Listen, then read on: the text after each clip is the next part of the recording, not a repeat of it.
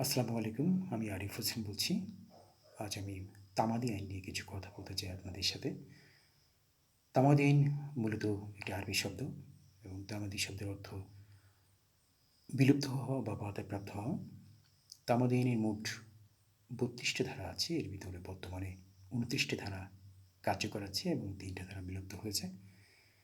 তামাদি আইনের তফসিল আছে ১৮৩টি এবং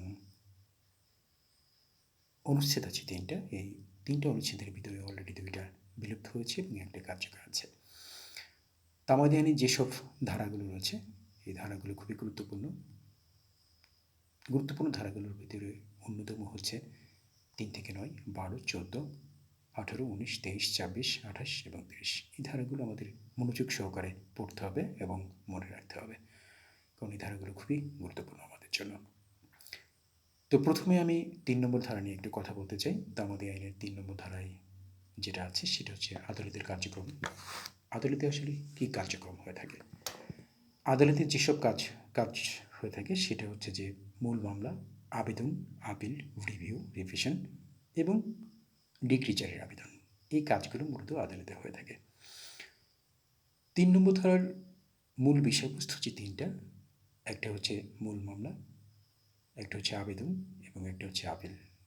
ঠিক শর্টে বা শর্টকাটে বোঝার জন্য এটিকে আমরা ২ ভাগে ভাগ করে নিতে পারি। এক সাইডে আমরা মূল মামলা নিব, আর এক সাইডে আবেদন এবং আপিল নেব। আমরা জানি যে আবেদন এবং আপিল সঠিক সময়ে না করলে অবশ্যই আদালত খারিজ করে দেবে এবং আবেদন এবং আপিলের জন্য একটি তামাদির মেয়াদ আছে। এই সময়ের পরে যদি কেউ আবেদন বা আপিল করে থাকে তাহলে আদালত এটাকে খারিজ করে দেয়। ঠিক এর ব্যতিক্রম আছে ধারা ৫-এ। যদি আপনি যুক্তিসঙ্গত কারণ দেখাতে পারেন তাহলে অবশ্যই আদালত আপনার এই আবেদন খারিজ করবে না। এরপর আসি আমরা ধারা ১৪-তে।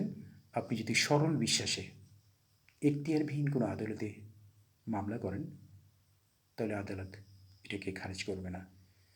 উদাহরণ হিসেবে আমি বলতে পারি যে দেখা যাচ্ছে যে আপনার একটা মামলা করার কথা সহকারী জজ আদালতে, কিন্তু আপনি ভুলবশত সিনিয়র সহকারী জজ আদালতে মামলাটি করে ফেলেছেন। কিন্তু পরবর্তীতে আপনি যদি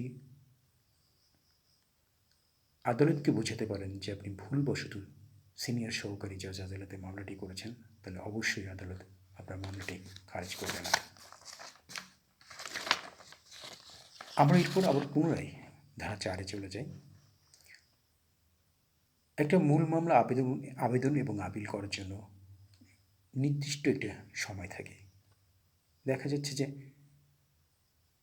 মামলা, আবেদন, আপিল এবং আপিল করার জন্য যে নির্দিষ্ট যে সময় আছে ঠিক শেষ দিন আপনি আদালতে গেছেন, আদালতে যেয়ে আপনি দেখেন যে আদালত বন্ধ আছে, তো সেক্ষেত্রে কী হবে? মূলত বন্ধের পরের দিন আপনি মূল মামলা, আবেদন এবং আপিল করতে পারবেন। এক্ষেত্রে কোনো সমস্যা নেই।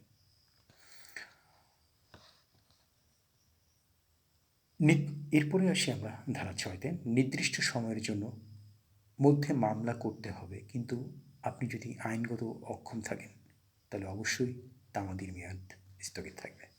এটা হচ্ছে ধারা ৬। এরপরে আমরা ধারা ৮-এ চলে আসি। মূল মামলা যতই হোক না কেন আইনগত অক্ষমতা অবসানে ৩ বছর সময় পাওয়া যায়। ৩ বছরের বেশি কোনো প্রকারের সময় পাওয়া যায় না। এরপর ধারা ৯ চলে আসি আমরা। আইনগত অক্ষমতা শেষ হলে, একবার শেষ হলে যখন তামাদির মেয়াদ গণনা শুরু হয়, পরবর্তীতে আবার যদি সে আইনগতভাবে অক্ষম হয়ে পড়ে তাহলে তামাদির মেয়াদ আর স্থগিত হবে না, তামাদির মেয়াদ চলতে থাকবে। ধন্যবাদ সবাইকে।